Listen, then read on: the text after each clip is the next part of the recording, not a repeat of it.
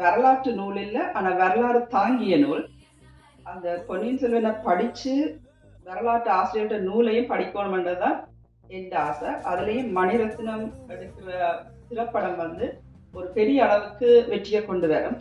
ஏன்னு சொன்னா 200-500 பக்கத்தை படிக்க போறதும் இல்லை. அதை எடுத்து வைக்கிறது கனடாவில் கூட அந்த அளவுக்கு நேரம் இல்லை. ஆனா அவற்றை படத்தை பார்த்து அறிஞ்சு கொண்டு அதனால தூண்டப்பட்ட அந்த படம் தான் வரலாறுன்னு நான் சொல்ல வரையில. அது என்ன பிள்ளை இருக்கு, என்ன சரி இருக்குன்னு எனக்கு தெரியல, என்ன பார்க்கலன்னு. ஆனா ராஜராஜ சோழன் வரலாற எல்லா பிள்ளைகளும் தெரிஞ்சு கொள்ள போய் அவற்ற ராஜராஜ சோழன் நோக்கம் வந்து தமிழ் வந்து தமிழ்நாட்டுல இல்ல உலக நாட்டிலேயே அது இருக்கணும்னு ஆசைப்பட்டவர். அவற்ற ஆசை இப்ப நிறைவேற மாதிரி. அதனால வந்து பொன்னியின் செல்வன் மூவியை வந்து எல்லாரும் பார்க்கணும். அதுல இருந்து வரலாறு தெரிஞ்சு கொண்டு வரலாற்று ஆசிரியர் நிறைய பேர் எழுதியிருக்கிறான். அதுல கொஞ்சமாவது படிக்கணும்ன்றது எந்த ஆசை. நான் அதை வாசிச்ச போது எனக்கு இந்த ஆசை இருந்தது. ஆனா யாருமே புத்தகத்தை கேட்கிறதாவோ பார்க்கறதாவோ இருக்கே இல்லை. அதனால நான் இதை சுருக்கி எழுதினா மெட்டாக்கள் படிப்பினம், அதால தூண்டப்பட்டு இந்த பொன்னியின் செல்வனை வாசிப்பினம்.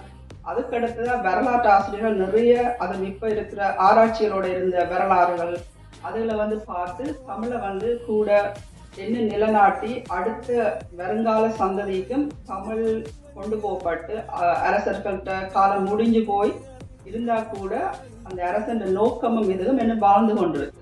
அந்த நோக்கத்துக்காகத்தான் நான் இந்த பொன்னியின் செல்வன் நூலை நான் வந்து எழுதுறதுக்கு ஆர்வமா தொடங்கினேன். அதுல எனக்கு தளம் கிடைச்சது. உதயநாசிரியர் பத்திரிகை ஆசிரியர் லோகேந்திரன் அவர்களுக்கு தளம் தந்தது பெரிய ஒரு உதவியா இருந்தது. அதுக்காக அவருக்கு நன்றி. மகிழ்ச்சியாக இருக்கிறது. இப்போது நீங்கள் பொன்னியின் செல்வன் பற்றியும் உங்கள் தோழியை பற்றியும் நீங்கள் அறிந்ததும் அவங்களுடைய ஈடுபாடு அதை பற்றி கொஞ்சம் கூறுங்கள். என்னை பொறுத்த வரைக்கும் அந்த நாவலை வாசித்து அருமையான முறையிலே அதை சுருக்கி எழுதி எங்களுடைய சமூகத்தினர் இதனை வாசிக்க வேண்டும் என்ற மிகுந்த ஆர்வத்தினாலே அதை செய்திருக்கிறார். அதுக்கு அவருக்கு நாங்கள் நன்றி சொல்லணும். ஏன்னா எங்களுடைய இந்த வரலாறுகள் வந்து போய் சேர்றதுன்றது சரியான குறைவு. மணிரத்னம் அவர்கள் இந்த பொன்னியின் செல்வனை படமாக எத்தனையோ பேரால் ஆரம்பிக்கப்பட்ட இந்த படம் இன்றைக்கு நிறைவேறி இருக்கிறது. மேலே ஒரு படிக்கிறதை விட கண்ணால் பார்க்கறது வந்து மனதிலே சேரும் என்று சொல்வார்கள்.